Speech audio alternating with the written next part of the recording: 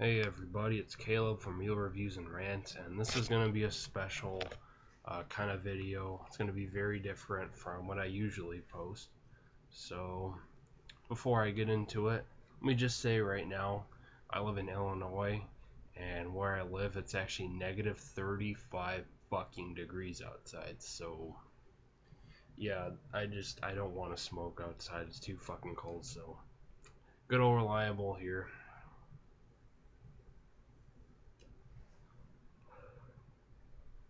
Still kind of a shitty body.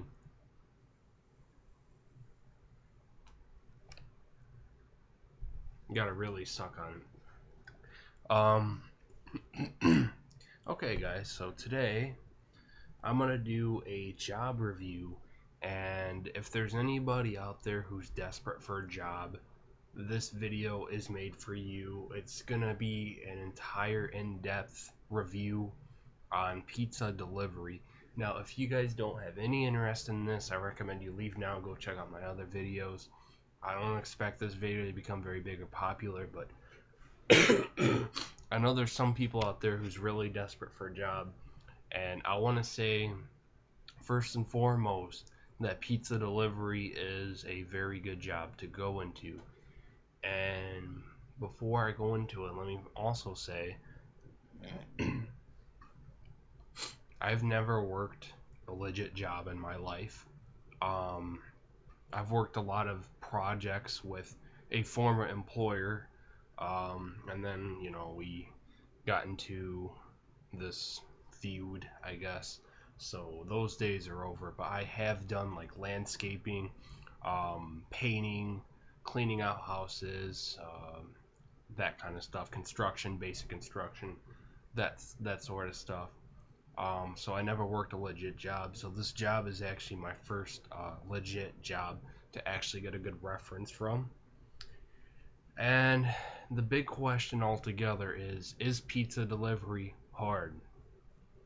I'm gonna say it can be. Yes, it can be hard.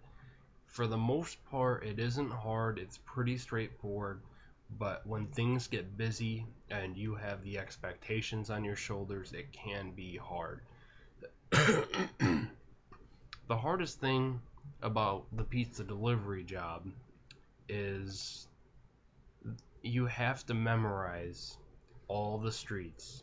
Now, some states allow you to use a GPS system. In my state, it's completely legal. So what I do is I actually have a window mount, and I have it up there, and you can put your phone in it, and you can look at your phone while driving without holding it, because that's illegal now in our state.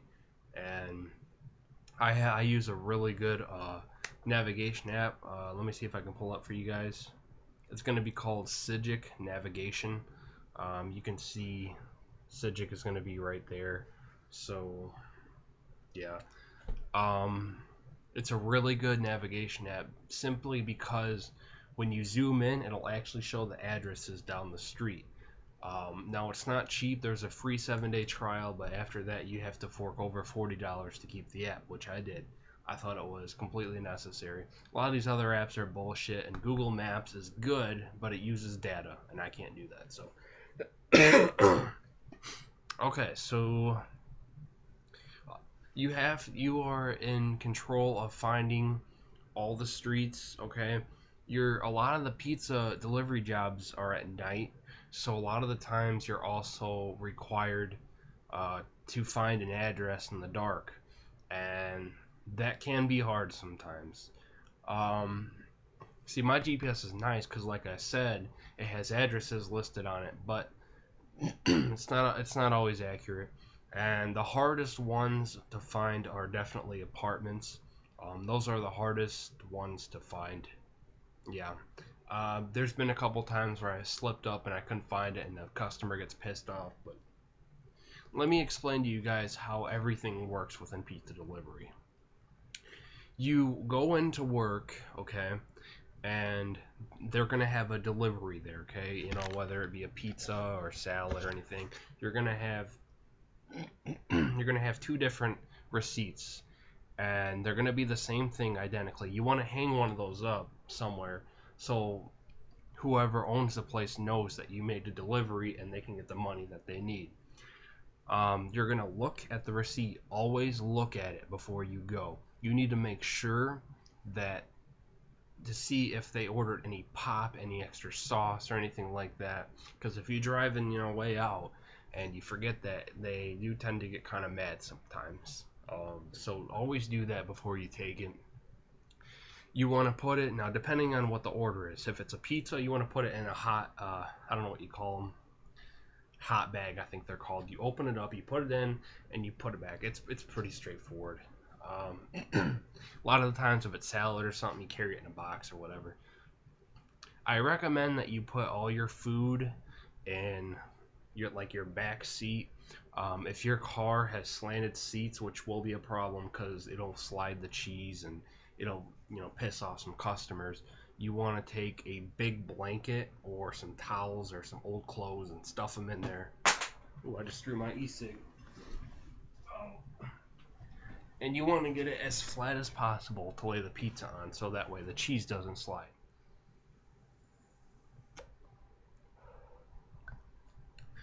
Okay, so you're gonna put it in your car.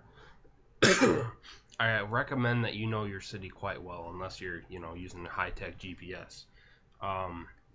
What I do is when I use my Civic, I plug it in. You got to do fast, and you drive there. You do have to drive a little bit faster. It really depends on the night. I'll get more to that later. You drive to the house, you go out, and depending on your order, if it's just a typical receipt, you go up there, tell them the amount, and they'll pay you, and they'll either do one of two things. They will either tip you, which is about 85% of the time. Most of the time, people will tip you. Or they will do this thing that's called stick you. And usually one or two people will stick you on a working night. And what sticking means is they will not tip you and they will ask for change, which also means you're responsible for working with money without a cash register. You could bring a calculator, but it's kind of hard to do in the dark, especially solar powered. So you got to know your money. You got to know, how much to give them change wise. You got to be prepared for that. You have to drive faster, especially when there's, if it's good weather out. You want to move fast. That's my number one tip, is you got to move fast. Excuse me. You got to drive fast, and you got to watch out for cops, and you want to get there as fast and proficient as you can, and you want to get back as fast as you can to make the next order. Let's see here. So that's big tip number one. Oh, I almost forgot. If they order with a credit card, they're gonna give you where you work at. They're gonna give you this big thing where they have to sign it. So it's always handy to keep an extra pen on you if you have to do that. If you go back to work and you don't have any deliveries, don't stand around. That'll make yourself look really bad. The best thing you can do for the business is go fold some pizza boxes and keep them stocked up.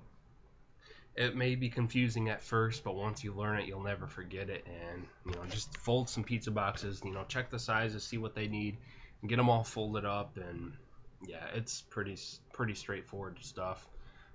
If that's done, you can resupply their pop. You can take out the garbage. That's about it. Maybe prepare. I'm not responsible for preparing food, so I don't know. The business may differ. Now I work at a family-run business, so I also want to point out that where I work, I get to keep all the tips. No matter how big the tip is, it's mine. And yeah, and this is because it's a family chain. Now, if you're working at Pizza Hut or Domino's or somewhere like that where it's a corporate chain, you have to report all the tips you make. And the government will take their share out of your tips, from what I believe. So you are better off working at a family-run business delivering pizzas rather than a corporate. You have to use your own car. It's very dangerous for your car. That is the main concern, is the wear and tear on your vehicle. But if you can look past all that, you'll be fine. I recommend that you're very comfortable driving, and um, you drive efficiently, good. You're very comfortable on the wheel, because you're gonna have to drive to a lot of different places, uh, including like way out of town. So yeah, is it a hard job? It can be. It's hard when there's a lot of deliveries coming in, and you have to take like 2 or 3 at a time, and then you gotta go, go, go, and yeah. So that's about it. I'm trying to think if I miss anything. The money is good. Where I get paid like $5 an hour. I just started a couple weeks ago though, and they are gonna work that up to 8.25, which is the minimum wage. And I know you guys like, seriously, $5 an hour? That's fucking horrible, right? And on average, you work anywhere from 2 to 6 hours, depending on how busy the night is, how many deliveries are coming in, that sort of thing. Um, the busiest night is Sunday. Sundays are the best night for pizza delivery, man. You will make good money on Sunday and Saturday and possibly Friday. Um, the pay is good though. What really makes the job is the tips, because people understand, at least at my place, if you're delivering, you have to pay a road tax. You're paying a tax for me to come out there and deliver to you. I get to keep that road tax. Most businesses will let you keep the road tax, but I can't confirm it for every business. Now, the tips will vary from place to place, but usually you will get anywhere from $5 to $20 tips with every delivery. So if you do the math, okay, now like I said, there'll at least be 1 or 2 people that stick you and don't tip you. So if you do the math, usually on average you'll make about 7 to 8 deliveries a night. On a really slow night, maybe like 2 to 4. So say you get 5, 10, 15, 20, then 30 for 10, then 45, or because I have gotten like $20 tips before. You can easily make anywhere from $50 to $100 a night if you play the game right and you work fast. So yeah, the tips are what make the job worth taking, and it's a good starter job for sure. Alright, well, I think this is going to be the end of this video. I hope I did a good job at explaining the job, what you're required to do, my tips to you.